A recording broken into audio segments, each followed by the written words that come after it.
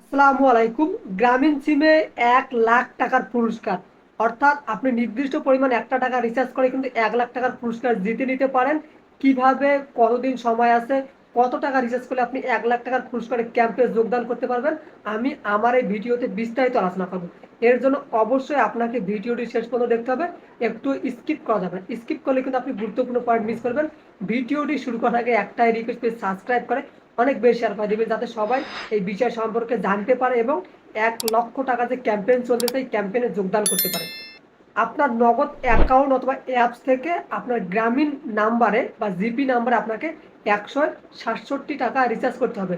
Recharge করলে আপনি যে ক্যাম্পটা চলতেছে 1 লক্ষ টাকার পুরস্কার, এখানে আপনি যোগদান করবেন এবং এর সময় হলো 30শে নভেম্বর পর্যন্ত। যোগদান করার পর আপনি যদি বিজয়ী হন, সেক্ষেত্রে আপনাকে নগদ থেকে কল করে বা যে কোনো মাধ্যমে আপনাকে জানানো হবে যে আপনি এখানে বিজয়ী হয়েছেন, আপনাকে তখন পুরস্কারটা দেওয়া হবে।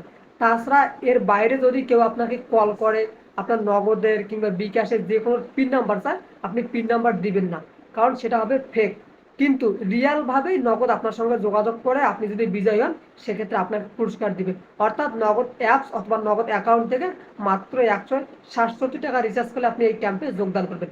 ভিডিওটি যদি ভালো লেগে থাকে তাহলে প্লিজ সাবস্ক্রাইব করে অনেক বেশি শেয়ার করে দেবেন। ধন্যবাদ সবাইকে।